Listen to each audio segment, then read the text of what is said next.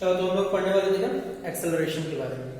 तो समझते हैं पहले क्या हम लोग रेट ऑफ चेंज के बारे में पहले देखते हैं। जैसे आपको पता था कि पोजीशन ए एंड बी, अगर कोई अपना पोजीशन चेंज कर रहा है तो उसके इनिशियल और फाइनल पोजीशन में चेंज होने की वजह से जो लेंथ कवर होता है उसको हम लोग क्या बोलते हैं, डिस्टेंस।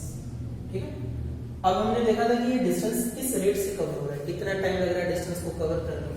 तो उसके बाद में हमने देखा कि rate of change of distance से हमने क्या बनाया, डिस्टेंस अपॉन टाइम से हमने क्या बना दिया, स्पीड बना दिया। ठीक है, या फिर आप बोल सकते हो कि डिस्प्लेसमेंट अपॉन टाइम से हमने क्या बना दिया, वेलोसिटी बना दिया। अब आपको पता है स्पीड और वेलोसिटी के बीच का डिफरेंस। अब आप थोड़ा ये समझो कि जैसे मान लो कि कोई एक ऑब्जेक्ट मूव कर रहा है तो क्या लाइफ टाइम में स्पीड से मूव करता रहेगा। आप जैसे देखते होगे, आप किसी भी व्हीकल पे बैठते होगे तो क्या वो हमेशा एक ही स्पीड से चलते रहता है? नहीं। जब आप देखते हो कि रोड खाली तो आपका जो व्हीकल का स्पीड है वो बढ़ जाता है। जब थोड़ा रश मिलता है रोड पे, थोड़ा ट्रैफिक रहता है ज़्यादा, तो फिर आप क्या होते थोड़ा स्लो हो जाते हैं। या फिर रोड बहुत अच्छा रहा तो आप बहुत स्पीड से जा रहे हो, रोड थोड़ा खराब है तो आपको थोड़ा अपना स्पीड कम करना पड़ता है। तो स्पीड और वेलोसिटी की अगर बात करें, अगर एक डायरेक्शन में मूव कर रहा है तो हम वेलोसिटी बोलेंगे और स्पीड बोलेंगे, तो उसमें कोई आपको कंफ्यूज नहीं होना है। तो यहाँ पे देखो वेलोसिटी की अगर बात करें कि अगर वो एक स्ट्रेट लाइन में मूव कर रहा है तो हो सकता है वो अपना वेलोसिटी कम करे, ज्यादा करे, ये भी तो हो सकता है ना।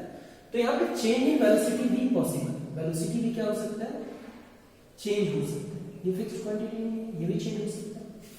तो हम अगर देख रहे हैं कि मान लो कि ये कोई ऑब्जेक्ट है, तो ये ऑब्जेक्ट इनिशियली u के स्पीड से मूव कर रहा था, u मीटर पर सेकंड के वेलोसिटी से मूव कर रहा था, u मीटर पर सेकंड की वेलोसिटी से मूव कर रहा था। और आफ्टर टाइम t ये v मीटर पर सेकंड की वेलोसिटी से मूव करना शुरू कर दिया। इतना में इसको टाइम कितना लगा, तो t सेकंड का टाइम लगा। ठीक है, ध्यान से समझना इस चीज को। तो इनिशियली ये u मीटर पर सेकंड की वेलोसिटी से मूव कर रहा था और आफ्टर टाइम t सेकंड ये v मीटर पर सेकंड की वेलोसिटी से मूव कर रहा था। तो यहाँ पे आप देखोगे क्या इसकी वेलोसिटी में चेंज हुआ कि नहीं हुआ, वेलोसिटी में तो चेंज हुआ। तो आप देख रहे होंगे कि जो वेलोसिटी में चेंज हो रहा है, चेंज इन वेलोसिटी, तो मैंने पहले भी आपको बताया था कि चेंज इन वेलोसिटी, किसी भी चीज में चेंज होता है फाइनल माइनस इनिशियल होता है। तो यहाँ पे चेंज इन वेलोसिटी आप क्या बोलोगे कि final velocity minus initial velocity. ठीक है, फिर मैंने कहा कि rate of change of velocity की बात करते हैं।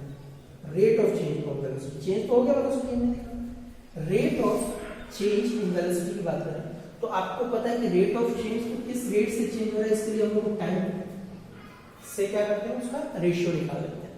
तो टाइम हमारे पास कितना है, t सेकंड। तो हम क्या बोलेंगे, rate of change of velocity, तो ये क्या हो जाएगा, final velocity minus initial velocity divided by time. ये चीज क्लियर है। अब ये जो rate of change in velocity है ना, ये जो टर्म है इसी को हम लोग क्या बोलते हैं, एक्सेलरेशन बोलते हैं। अब देखो यहां से क्या होगा, एक्सेलरेशन जो हो गया उसका क्या होगा, final velocity that means v, initial velocity that means u और डिवाइडेड बाय टाइम। तो ये एक्सेलरेशन है, v minus u by t, यानी rate of change in velocity को हम लोग क्या बोलते हैं, एक्सेलरेशन बोलते हैं। अब एक्सेलरेशन की यूनिट और यूनिट के बारे में बात करें कि एक्सेलरेशन की यूनिट क्या होता है, तो आप देखो ये क्या होता है, वेलोसिटी में चेंज होता है और डिवाइडेड बाय टाइम। तो अब वेलोसिटी को चेंज करोगे तो भी तो वेलोसिटी ही आएगा ना। जैसे मान लो कि यहाँ पे आपका फाइनल 10 और इनिशियल 5, तो 5 मीटर 10 मीटर पर सेकंड में से 5 मीटर पर सेकंड सब्ट्रैक्ट करोगे तो अभी भी 5 मीटर पर सेकंड तो रहेगा ही ऊपर, यानी कि यहाँ आपका जो ऊपर यूनिट है वो क्या हो जाएगा, मीटर पर सेकंड, और टाइम का यूनिट क्या होता है, सेकंड।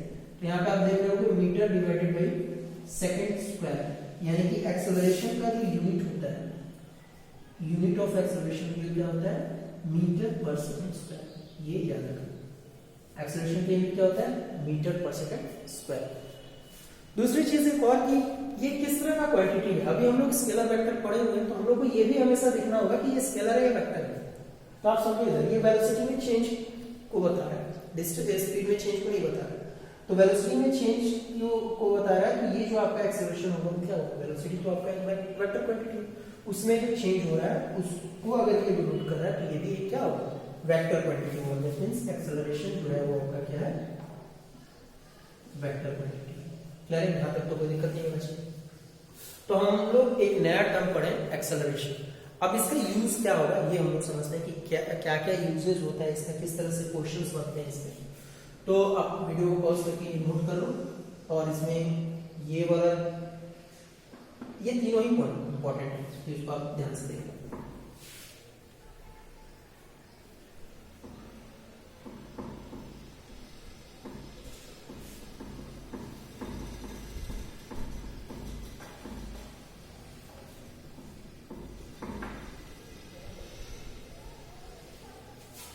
चलो समझते हैं एक और चीज। पहले मैंने अभी बोला कि एक्सेलरेशन जो होता है a इक्वल टू क्या होता है v minus u upon t। इसको एक एग्जांपल से यहीं पे समझते हैं। जैसे मान लो कि ऑब्जेक्ट है इनिशियली 5 मीटर पर सेकंड की स्पीड से चल रहा था और आफ्टर टाइम 5 सेकंड इसका वेलोसिटी हो गया 15 मीटर पर सेकंड। इनिशियली 5 से चल रहा था और 5 सेकंड के बाद कितने से चलने लगा 15 मीटर पर सेकंड के वेलोसिटी से मूव करता है। आपको पता है कि इसका एक्सेलरेशन क्या होगा। तो आप लिखोगे एक चीज हमेशा ध्यान में रखना कि जब भी ऐसा क्वेश्चन है कोई भी अगर न्यूमेरिकल देगा तो आप पहले गिवन क्या क्या है वो लिखना। तो आपके पास u पता है क्या है 5 मीटर पर सेकंड, v पता है आपको कितना है 15 मीटर पर सेकंड और फिर टाइम पता है आपको कितना है 5 सेकंड। तो अब a के लिए आपके पास फॉर्मूला है v minus u by t। अब आप देखो आपके पास u v और t तीनों पता है क्या है, तो आप इजीली कैलकुलेट कर सकते हो कि a इज इक्वल टू जो होगा वो 15 minus 5 upon 5 which is equal to 10 by 5 cancel हो गया और ये आ गया 2 मीटर पर सेकंड स्क्वायर। क्लियर है आपको? दूसरा क्या है कि इसी वेलोसिटी इसी फॉर्मूले को थोड़ा सा अगर हम लोग चेंज करें तो हम क्या लिख सकते हैं t is equal to v minus u by a, ये भी तो लिख सकते हैं। अब यहाँ पे फिर एक क्वेश्चन समझते हैं। हर एक फॉर्मूला को चेंज करेंगे और कुछ कुछ क्वेश्चन हम लोग देखेंगे। जैसे मान लो यहाँ पे टाइम नहीं पता हम लोग को और ये पता है कि ये एक fix acceleration a is equal to 2.5 metre पर सेकंड स्क्वायर से मूव कर रहा है। ठीक है, दूसरा क्वेश्चन मान लो a is equal to 2.5 metre पर सेकंड स्क्वायर से ये मूव कर रहा था। इनिशियली 5 मीटर पर सेकंड की स्पीड से चल रहा था, बाद में 15 मीटर पर सेकंड की स्पीड से चलने लगा। ठीक है, तो अब आपको बताना है कि इसको 5 से 15 तक जाने में टाइम क्या लगेगा। तो फिर से आप देखिए टाइम इसका कैलकुलेट कर रहा है। a हमारे पास है 2.5 मीटर पर सेकंड, v है हमारे पास 15 मीटर पर सेकंड, u जो है वो हमारे कितना है 5 मीटर पर सेकंड। t कैलकुलेट कर रहा है तो क्या नहीं होगा, t के लिए आप क्या करोगे v minus u upon a। तो क्या करोगे 15 माइनस 5 डिवाइडेड बाई एक्सेलरेशन 2.5। तो आप ये करोगे कि ये हो गया 10 अपॉन 2.5 और आपको पता है ये 4 टाइम्स में कैंसिल होगा तो ये हो जाएगा 4 सेकंड। ये कि आपका जो आंसर हो जाएगा कितना हो जाएगा 4 सेकंड। अब यहाँ से हम थोड़ा सा चेंज और करते हैं कि हम लोग क्या कर सकते हैं। जैसे इसको मल्टीप्लाई करें तो ये हो गया 80 is equal to v minus u, यानी कि हम लोग लिख सकते हैं v is equal to u plus 80। ये भी काम का फॉर्मूला है। ठीक है, v is equal to u plus 80। इसके लिए देखो क्वेश्चन हम लोग देखते हैं क्या।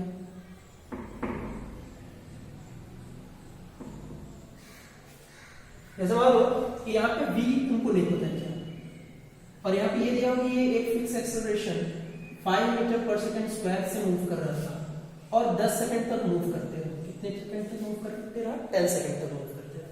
तो आपको पता है कि वो किस स्पीड तक पहुंच जाएगा। एक्सेलरेशन है उसके पास, मतलब वो अपने स्पीड जो है या वेलोसिटी आप बोलो स्पीड, देखो स्पीड बोल रहा हूँ, स्पीड बोलने का मतलब एक फिक्स डायरेक्शन की बात कर रहा हूँ। तो स्पीड अगर एक स्ट्रेट लाइन में अगर कोई ट्रैवल कर रहा है तो उसकी स्पीड और वेलोसिटी सेम होगी, तो इसमें आप कंफ्यूज।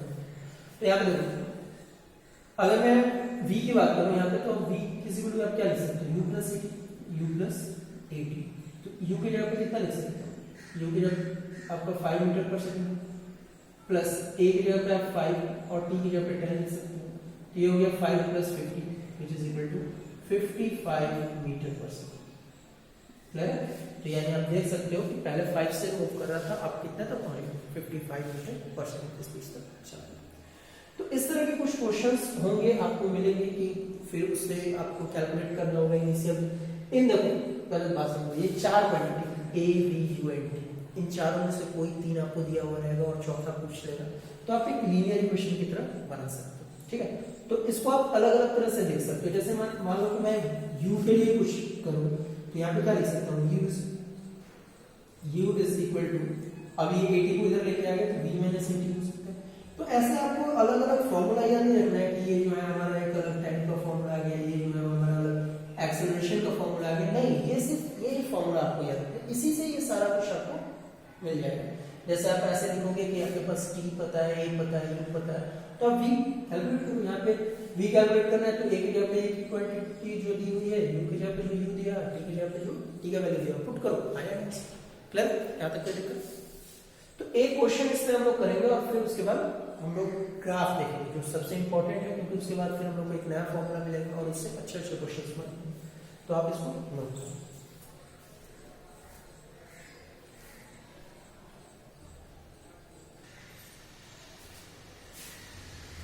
देखो यहाँ जैसे मान लो कि कोई बच्चा है, साइकिल चला रहा है और 15 मीटर पर सेकंड की स्पीड से मूव कर रहा है। वही बच्चा क्या होगा कि 3 सेकंड के बाद यहीं पे ब्रेक अप्लाई किया, इसमें क्या आप कहते हैं, ब्रेक लगाया और 3 सेकंड के बाद उसका वेलोसिटी कितना हो गया, 0 हो गया, ठीक। समझो इस चीज को, पहले 15 मीटर पर सेकंड की स्पीड से मूव कर रहा था और फिर उसने ब्रेक लगाया तो उसका वेलोसिटी कितना हो गया, 0 मीटर पर सेकंड। अब आपको पता करना है कि उसके ब्रेक की वजह से कितना एक्सेलरेशन प्रोड्यूस हुआ, उसके ब्रेक की वजह से कितना एक्सेलरेशन प्रोड्यूस हुआ। तो यहाँ पे अगर हम लोग बात करें तो हमारे पास u जो है वो कितना है, 15 मीटर पर सेकंड, v जो है वो कितना है, 0 मीटर पर सेकंड, टाइम दिया हुआ है 3 सेकंड। तो यहाँ से अगर हम एक्सेलरेशन कैलकुलेट करें हम लोग तो v minus u upon t, v जो हो जाएगा वो हमारा कितना हो जाएगा 0, u जो हो जाएगा 15 और टाइम जो है वो हमारा कितना होगा 3, और ये आ गया 15/3 कैंसिल होगा -5 मीटर पर सेकंड स्क्वायर। अब यहाँ पे थोड़ा सा क्वेश्चन आपको अजीब लग रहा होगा कि ये माइनस में क्यों है, ठीक है, ये माइनस में क्यों है। तो समझो इस चीज को, एक्सेलरेशन मैंने क्या बताया था कि rate of change in velocity, मैंने कभी ये नहीं बताया था कि वो हमेशा बढ़ते ही रहता है, मतलब इंक्रीज भी हो सकता है वेलोसिटी और डिक्रीज भी हो सकता है। तो यहाँ पे एक्सेलरेशन दो तरह का होता है, एक एक्सेलरेशन जिसकी वजह से वेलोसिटी इंक्रीज हो रहा है और दूसरा एक्सेलरेशन जिसकी वजह से वेलोसिटी डिक्रीज हो रहा है।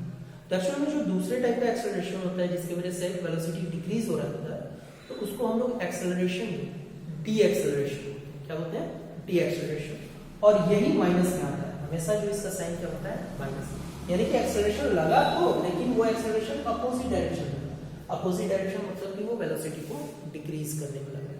क्लियर है चीज? तो अगर कोई ब्रेक अप्लाई कर रहा है तो हम उस पे एक्सेलरेशन, उस पे क्या होगा, डी एक्सेलरेशन प्रोड्यूस होगा और उसका वेलोसिटी धीरे धीरे कम होते होते एक टाइम पे 0 हो जाएगा। जैसे कि मान लो कि आप बाइक से मूव कर रहे हो, ठीक है, तो जो रोड का सरफेस आपके बाइक के टायर पे फ्रिक्शनल फोर्स लगा था। अब वो फ्रिक्शनल फोर्स की वजह से क्या होगा कि आप ब्रेक ना भी लगाओ तो भी धीरे धीरे आपका बाइक रुक जाएगा, अगर आप एक्सेलरेशन नहीं दे रहे हो या फिर बाइक को बंद कर दे रहे हो तो कुछ देर तक चलते चलते रुक जाएगा। तो क्या कर रहा है, वो डी एक्सेलरेशन प्रोड्यूस कर रहा है, जो फ्रिक्शन है वो क्या प्रोड्यूस कर रहा है, डी एक्सेलरेशन। तो एक चीज को ध्यान से समझो, अगर वेलोसिटी के डायरेक्शन में एक्सेलरेशन लगे, वेलोसिटी के डायरेक्शन में अगर एक्सेलरेशन लगे तो वो एक्सेलरेशन वो स्पीड को इंक्रीज करने का काम करेगा, लेकिन अगर उसके अपोजिट डायरेक्शन में लगे तो वो क्या है, डी एक्सेलरेशन है और वो वेलोसिटी को डिक्रीज करने का काम करेगा, और बाकी कुछ चेंज नहीं होगा, उसका भी मीटर पर सेकंड और इसका भी मीटर पर सेकंड स्क्वायर होगा। तो आप पहले समझो इस चीज को, एक्सेलरेशन और डी एक्सेलरेशन, ठीक है, यूनिट सेम होगा, मीटर पर सेकंड स्क्वायर इसका भी और उसका भी मीटर पर सेकंड स्क्वायर, डायरेक्शन अलग होगा। एक्सेलरेशन हमेशा वेलोसिटी इंक्रीज करेगा, डी एक्सेलरेशन वेलोसिटी डिक्रीज करेगा। क्लियर है चीज?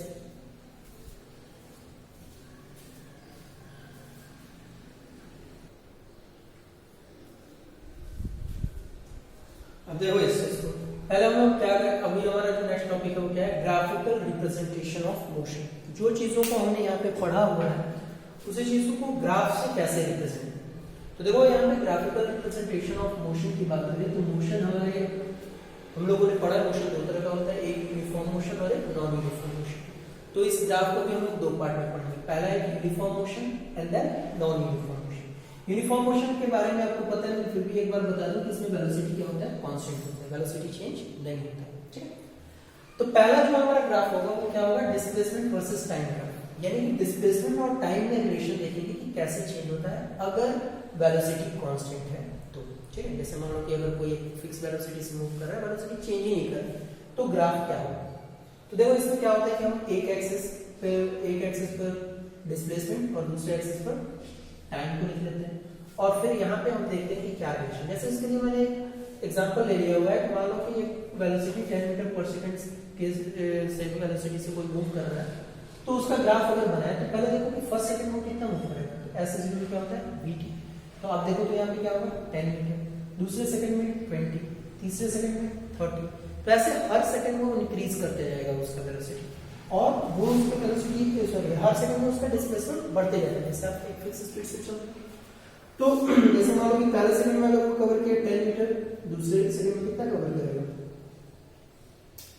20, तीसरे में कितना करेगा 30, और ऐसे करके आप देखोगे तो जो ग्राफ बनेगा वो इंक्रीजिंग ग्राफ बनेगा और एक स्ट्रेट लाइन बनेगा, वो इंक्रीज हो रहा है उसका ग्राफ। ठीक है, तो ये जो है वो आपका ग्राफ हुआ किसका, डिस्प्लेसमेंट वर्सेस टाइम का, जब वेलोसिटी कांस्टेंट हो। तो अगर एक फिक्स वेलोसिटी से कोई भी मूव करेगा तो आप देख रहे हो कि जैसे जैसे टाइम बढ़ेगा वैसे वैसे उसका डिस्प्लेसमेंट भी बढ़ेगा। अगर टाइम मान लो कि वो कंटिन्यूअसली मूव करता रहा तो हर सेकंड के बाद कुछ ना कुछ ज्यादा डिस्प्लेसमेंट कवर करेगा। तो ऐसे ये इंक्रीजिंग ग्राफ बनेगा, लीनियर ग्राफ जो कि इंक्रीज होता हुआ है। क्लियर है, यहाँ तक कोई दिक्कत? तो इस चीज को, इस ग्राफ को अच्छे से नोट करो। ठीक है,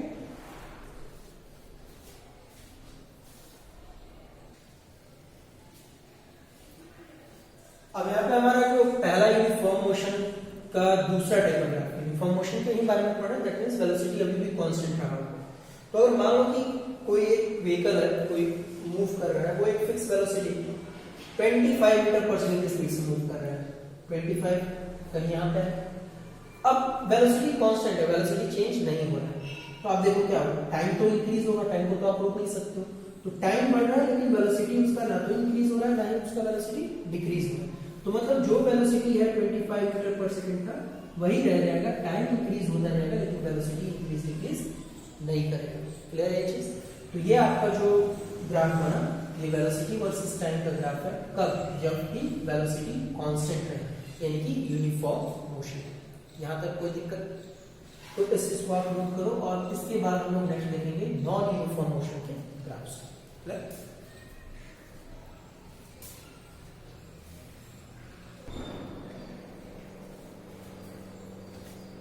नॉन यूनिफॉर्म मोशन की बात करें अगर हम, तो हम लोगों को पता है कि नॉन यूनिफॉर्म मोशन में क्या होता है कि वेलोसिटी फिक्स नहीं रहता है, वेलोसिटी क्या होता है इंक्रीज हो सकता है या फिर डिक्रीज भी हो सकता है। ठीक है, तो यहाँ पे अगर हम लोग देखें पहला कि अगर वेलोसिटी वर्सेस टाइम ग्राफ की बात करें तो यहाँ पे होगा क्या, आप समझो इस चीज को कि अगर वेलोसिटी इंक्रीज हो रहा था तो हमने देखा कि डिस्प्लेसमेंट तो बढ़ेगा ही बढ़ेगा, लेकिन यहाँ पे क्या हो रहा है कि वेलोसिटी के साथ अगर मान लो डिस्प्लेसमेंट के साथ वेलोसिटी भी बढ़ रहा है, हर सेकंड मान लो अभी 10 मीटर पर सेकंड की स्पीड से चल रहा है, अगले सेकंड 20 से चलने लगा, उसके अगले सेकंड 30 से चलने लगा, तो जो डिस्प्लेसमेंट है वो और भी तेजी से इंक्रीज करेगा। ये बात समझ रहे हो? जैसे मान लो कि अगर कोई 10 मीटर पर सेकंड की स्पीड से चल रहा है तो हर सेकंड में वो सिर्फ 10 मीटर कवर करेगा, लेकिन अगर मान लो कि पहला कोई अगर वेलोसिटी 10 मीटर पर सेकंड से चल रहा है, अगले सेकंड में 20 मीटर पर सेकंड से, उसके अगले सेकंड में 30 मीटर पर सेकंड से, मतलब वेरिएबल होगा वेलोसिटी। तो आपका क्या होगा कि पहले सेकंड में 10 चलेगा, फिर 20, फिर 30, फिर 40, और ऐसे करके एक्सपोनेंशियली इंक्रीज होने लगेगा डिस्प्लेसमेंट। ये बात आ रहा है समझ में? तो यहां से अगर आप ग्राफ बनाओगे तो जो हमारा पहले वाला ग्राफ था, मैं पहले आपको वो बता दे रहा हूँ कि स्ट्रेट लाइन था, लेकिन अभी जो आपका ग्राफ बनेगा वो इससे ज्यादा तेजी से अगर डिस्प्लेसमेंट इंक्रीज कर रहा है तो वो आपका ग्राफ जो बनेगा वो ऐसे इंक्रीज करता होगा। यानी कि ये जो ग्राफ है, ये आप इस ग्राफ को हम लोग बोलते हैं कर्व। ये कर्व है और ये क्या था? लीनियर। तो इस बार ग्राफ लीनियर नहीं होगा, इस बार ग्राफ क्या होने वाला? कर्व होने वाला, एक्सपोनेंशियली इंक्रीज। क्लियर है ये समझ? तो ये है आपका नॉन यूनिफॉर्म मोशन का ग्राफ, डिस्प्लेसमेंट वर्सेस टाइम। ठीक है, जैसे जैसे टाइम बढ़ेगा वैसे वैसे आपका जो डिस्प्लेसमेंट है वो एक्सपोनेंशियली इंक्रीज करने लगेगा। ठीक, तो इस चीज को आप नोट करो। और दूसरा ये भी तो हो सकता है, जैसे अगर मान लो कि पहले से कोई किसी डिस्प्लेसमेंट कवर किया हुआ और धीरे धीरे उसकी स्पीड कम होने लगा, ठीक है, धीरे धीरे उसका स्पीड कम होने लगा तो क्या होगा। तो उस केस की अगर बात करें तो इसको आप नोट कर लेना, पॉज करके वीडियो को, मैं कुछ दूसरे केस के बारे में बता रहा हूँ, ठीक है। क्या होगा जब अगर हम लोग स्पीड पहले बहुत ज्यादा था और धीरे धीरे डिक्रीज कर रहे हैं, वेलोसिटी ही डिक्रीज कर रहे हैं, पहले 50 मीटर पर सेकंड की स्पीड से चल रहा था, फिर मैंने ब्रेक लगा दिया, 50 से 40, 40 से 30, 30 से 20, 20 से 10 और ऐसे करते करते मैं फिर मेरा जो वेलोसिटी है वो क्या हो गया, 0। तो अब तुम ही बताओ कि धीरे धीरे मेरा स्पीड जो है वो कम हो रहा है, डिस्प्लेसमेंट कम हो रहा है, तो जो स्पीड कम होने की वजह से डिस्प्लेसमेंट भी एक्सपोनेंशियली डिक्रीज होगा। आ रहा है बात समझ में? पहले मानो कि 50 मीटर पर सेकंड की स्पीड से अपन कोई चल रहा था, ब्रेक लगाया 40 चल, तो पहले वो एक सेकंड में 50 कवर करता था, अब 40 करेगा, फिर अगले सेकंड में 30 करेगा, फिर 20 करेगा। तो इस केस में क्या होगा कि आपका जो ग्राफ बनेगा वो कुछ इस तरह से बनेगा, ठीक है। पहले कुछ देर इंक्रीज हुआ, फिर धीरे धीरे क्या होगा, डिक्रीज होना शुरू करेगा। इसका मतलब ये हुआ कि आप टाइम तो बढ़ा रहे हो पहले, फिर लेकिन अगर आपका वेलोसिटी कम होते जा रहा है, डी एक्सेलरेशन हो रहा है, समझो ना, वेलोसिटी कम हो रहा है, तो आपका velocity versus displacement versus time का ग्राफ कुछ ऐसा होगा, क्लियर। या फिर अगर मान लो कि आप पहले से कोई डिस्टेंस कवर कर लिए हो तो फिर आपका क्या होगा, आप ऐसे डिक्रीज करते चलिए, ठीक है। टाइम बढ़ेगा लेकिन आपका डिस्प्लेसमेंट क्या होगा, कम होगा। तो इस चीज को आप नोट करो और फिर हम लोग बढ़ते हैं दूसरे टाइप में, जो है हमारा वेलोसिटी वर्सेस टाइम ग्राफ। ये इंपॉर्टेंट है, पहले समझो। वेलोसिटी वर्सेस टाइम ग्राफ में हम लोग दो ग्राफ पढ़ेंगे, एक एक्सेलरेशन यानी एक्सेलरेटेड मोशन का और एक डी एक्सेलरेटेड मोशन का। अब यहाँ पे यूनिफॉर्म वेलोसिटी नहीं है, नॉन यूनिफॉर्म वेलोसिटी है, मतलब कि जो वेलोसिटी होगा आपका, जैसे मान लो कि यहाँ पे मैंने वेलोसिटी एक एक्सिस पे ले ली मीटर पर सेकंड में, और टाइम, तो टाइम बढ़ेगा तो वेलोसिटी इंक्रीज होगा। पहले मान लो कि 0 से चलना शुरू किया, एक सेकंड के बाद 10, 20, 30, 40, 50, 60 और ऐसे हर सेकंड अगर उसका वेलोसिटी बढ़ रहा है तो ये होगा ग्राफ नॉन यूनिफॉर्म मोशन का वेलोसिटी वर्सेस टाइम ग्राफ। अगर एक्सेलरेशन मोशन है, मोशन में क्या है, एक्सेलरेशन है, तो क्लियर है ये चीज, मोशन में अगर एक्सेलरेशन है तो ये ग्राफ बनेगा। समझ में आ रहा होगा। टाइम बढ़ाने पे हमारा वेलोसिटी क्या हो रहा है, इंक्रीज हो रहा है, तो हम लोग को इसको लीनियरली इंक्रीज करेंगे। कोई दिक्कत यहाँ पे? इसको आप वीडियो को पॉज करके नोट कर लो। फिर हम लोग देखते हैं कि क्या होगा अगर एक्सेलरेशन की जगह पे डी एक्सेलरेशन हो, तीसरे तरह का ग्राफ। अगर एक्सेलरेशन की जगह पे डी एक्सेलरेशन हो जाए तो क्या करेंगे। तो उसमें आप लोगों को पता है कि डी एक्सेलरेशन में क्या होता है, वेलोसिटी इंक्रीज नहीं होता है, वेलोसिटी क्या होता है, डिक्रीज होता है। तो इनिशियली अगर मान लो किसी का वेलोसिटी 50 था और डिक्रीज होते होते कहां तक पहुंचा, 0 तक पहुंचा। तो ये आपका क्या है ग्राफ, ये आपका ग्राफ है velocity versus time graph when there is a deceleration in motion. अगर वो मोशन में डी एक्सेलरेशन है तो ये ग्राफ आपका ऐसा बनेगा। क्लियर है, यहां तक कोई दिक्कत? तो ये आपका एक्सेलरेशन का ये ग्राफ, ठीक। अब इसमें एक ग्राफ और फॉर्म होता है कि इस ग्राफ में अगर हम लोग बात करें, दो ग्राफ में बता रहा हूं यहाँ पे आपको, एक तो ये, चलो यही ले लेते हैं एक ग्राफ, और दूसरा ग्राफ यहाँ पे ले लेते हैं, छोटा सा लेकिन समझ में आने के लिए काफी। 10, 20, 30 ये हो गया वेलोसिटी मीटर पर सेकंड में, और यहाँ पे ये हो गया टाइम सेकंड। 1,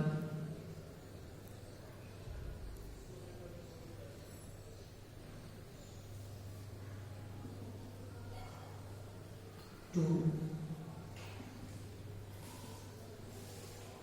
3। अब ये देखो क्या है, ये वेलोसिटी वर्सेस टाइम ग्राफ है जो ऐसे इंक्रीज कर रहा है। तो आपको तो देखने से ही समझ में आ रहा होगा कि अगर ये ग्राफ इंक्रीज कर रहा है इसका मतलब ये एक्सेलरेशन है, ये अगर डिक्रीज कर रहा है इसका मतलब क्या है, डी एक्सेलरेशन। तो क्या हम लोग इससे एक्सेलरेशन और डी एक्सेलरेशन कैलकुलेट कर सकते हैं? समझते हैं कैसे करेंगे। तो जैसे देखिए, अगर इनिशियली बात करें तो ये, इसको अगर यू एज्यूम कर लो तो यहाँ से यहाँ तक के बीच में क्या हुआ कि पहले तो ये 0 था, तो 0 मीटर पर सेकंड की स्पीड से मूव कर रहा था, और 1 सेकंड के बाद ये कितने की स्पीड से मूव करने लगा, 10 मीटर पर सेकंड की स्पीड से, फिर 2 सेकंड के बाद 20 से, और 3 सेकंड के बाद 30 से। तो अगर आप एक्सेलरेशन देखो तो आपको पता है कि v - u / t होता है। यहाँ से अगर एक्सेलरेशन की बात करो आप, तो कुछ भी v ले लो, जैसे इनिशियली अगर आप ये u ले रहे हो तो 0 u हो गया, और v के लिए आप 10 ले लो तो v हो गया आपका 10 और -0, और 0 से 10 जाने में टाइम कितना लगा, तो आप देखोगे और बोलोगे कि 1 सेकंड, तो आप यहाँ पे 1 लिखोगे, तो 10/1 और ये आपका आ गया 10 मीटर पर सेकंड स्क्वायर। क्या एक्सेलरेशन है, मतलब कि आप जो इसमें चेंज हो रहा है, जैसे यहां से यहां तक जो चेंज हुआ और यहां से यहां तक जो चेंज हुआ, अगर आप दोनों को डिवाइड कर रहे हो तो आपको क्या मिलेगा, एक्सेलरेशन मिलेगा। दूसरा एक और एग्जांपल ले लेते हैं, जैसे मैंने बोला कि जो ये वर्टिकली चेंज हो रहा है, वर्टिकली जो चेंज हो रहा है और डिवाइडेड बाय ये जो हॉरिजॉन्टली चेंज हो रहा है, इन दोनों को अगर डिवाइड करेंगे तो एक्सेलरेशन मिलेगा। जैसे देखो यहाँ पे अगर बात करें तो वर्टिकली कितना चेंज हुआ, तो 0 से 20 यानी कि 20 का चेंज हुआ, और यहाँ से यहाँ तक कितना चेंज हुआ, तो 0 to 2 यानी कि 2 का चेंज। यहाँ से भी कैंसिल करो तो एक्सेलरेशन 10 मीटर पर सेकंड स्क्वायर ही है। नहीं तो एक और आप देखो, यहाँ से देखो ये वाला वर्टिकली कितना चेंज हुआ है, तो वर्टिकली आप बोलोगे कि चेंज हो रहा है 0 से गया 30 यानी कि 30 का चेंज हुआ। फिर आप बोलोगे हॉरिजॉन्टली कितना चेंज हुआ, तो आप बोलोगे कि देखो हॉरिजॉन्टली 0 से स्टार्ट हुआ 3 तक गया तो 3 का चेंज हुआ। यहाँ से भी कैंसिल करेंगे तो एक्सेलरेशन कितना है 10 मीटर पर सेकंड। तो अगर आपको ग्राफ दिया हुआ है और ग्राफ से अगर आपसे एक्सेलरेशन पूछा जाए तो आप कैसे कैलकुलेट करोगे, समझ में आ रहा है ना। आप क्या करोगे कि हॉरिजॉन्टल वर्टिकली कितना चेंज हुआ वो देखोगे और डिवाइडेड बाय हॉरिजॉन्टली कितना चेंज हुआ वो देखोगे, और दोनों का अगर रेशियो कैलकुलेट कर दोगे तो वो आपका आ जाएगा velocity divided by time which is equal to change in velocity divided by time which is equal to आपका कितना हो जाएगा एक्सेलरेशन। ठीक है, आप बीच से भी कैलकुलेट कर सकते हो। जैसे एक और एग्जांपल समझते हैं, जैसे मान लो कि यहीं से कैलकुलेट करें, ये ट्रायंगल क्या है, यहां से अगर कैलकुलेट करें तो आप देखोगे कि वर्टिकली कितना चेंज हुआ, तो आप देखोगे कि पहले 10 था अभी पहुंच गया 20 यानी कि 10 का चेंज हुआ। फिर यहाँ पे आप देखोगे कि पहले 2 था अभी ये 1 से 2 तक पहुंच गया, मतलब यहाँ चेंज हुआ। तो यहाँ पे भी आप क्या करोगे 10/1 करोगे तो 10 मीटर पर सेकंड का पर सेकंड स्क्वायर का एक्सेलरेशन आ गया। ठीक है, तो इस चीज को हम लोग बोलते हैं स्लोप। क्या बोलते हैं, ये परपेंडिकुलर बाय बेस को हम लोग क्या बोलते हैं स्लोप। तो एक चीज आप हमेशा याद रखना, इसको मैं यहाँ पे इरेज करता हूँ।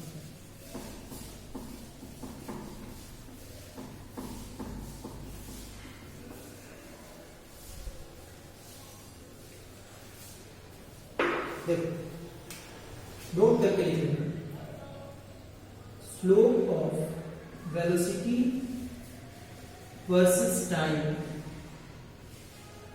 एक वेलोसिटी लिख लेते हैं, velocity versus time graph gives acceleration। ठीक है, ये डी एक्सेलरेशन भी हो सकता है, अगर वो नीचे जा रहा है तो नीचे का स्लोप नेगेटिव आएगा तो डी एक्सेलरेशन होगा। ठीक है, जैसे एक मैं डी एक्सेलरेशन वाला भी आपको बता देता हूं, समझिए इसे। ये हो गया आपका 10, ये हो गया 20 और ये हो गया 30 मीटर पर सेकंड स्पीड से। ये वेलोसिटी हो गया मीटर पर सेकंड में, और ये हो गया आपका टाइम सेकंड। यहाँ पे अगर बात करें तो ऐसे ही रहता है, तो यहाँ पे अगर देखें हम लोग ये 1 सेकंड 2 सेकंड और 3 सेकंड। तो यहाँ पे आप देख रहे होंगे कि पहले अगर हम लोग देख यहाँ से क्या करते हैं, तो मैंने क्या बताया था कि आप वर्टिकली जो चेंज हो रहा है, वर्टिकली जो चेंज हो रहा है और टाइम में जो चेंज हो रहा है उसको अगर डिवाइड करेंगे परपेंडिकुलर और बेस को तो स्लोप आता है। तो यहाँ पे देखो वर्टिकली कितना चेंज हो रहा है, 30 से पहुंच गया कितने पर 20। तो चेंज जो होगा वो क्या करोगे 20 माइनस 30 और टाइम कितना लगा 0 से 1 यानी 1 सेकंड। यहाँ पे ये -10/1 which is equal to -10 metre पर सेकंड स्क्वायर। तो यहाँ पे देखो माइनस का है, इसका मतलब क्या है ये डी एक्सेलरेशन। अब कहीं भी कैलकुलेट कर सकते हो, जैसे मान लो कि आपको 2 सेकंड के बाद कैलकुलेट करना है तो आप यहाँ से देखो ऐसे करो, तो ये आपका हो गया वर्टिकल क्या चेंज हो रहा है 30 से 10 पर पहुंच गया वेलोसिटी, यानी कि चेंज हुआ 30 से 10 मतलब 20 का, वो भी माइनस 10 माइनस 30 करोगे ना फाइनल माइनस इनिशियल, तो -20 और टाइम कितना लग रहा है 2 सेकंड का, तो -20/2 कैंसिल करोगे तो यहाँ से क्या रहेगा -10 मीटर पर सेकंड। तो ये चीज को याद रखना कि कभी भी आपको अगर वेलोसिटी अपॉन टाइम ग्राफ मिले और उसका स्लोप निकाल रहे हो, स्लोप का मतलब परपेंडिकुलर डिवाइडेड बाय जो बेस है वो अगर कर रहे हो तो आपको क्या मिलेगा एक्सेलरेशन। पॉजिटिव आया तो एक्सेलरेशन, नेगेटिव आया तो डी एक्सेलरेशन। क्लियर है ये चीज, तो इस चीज को नोट करो।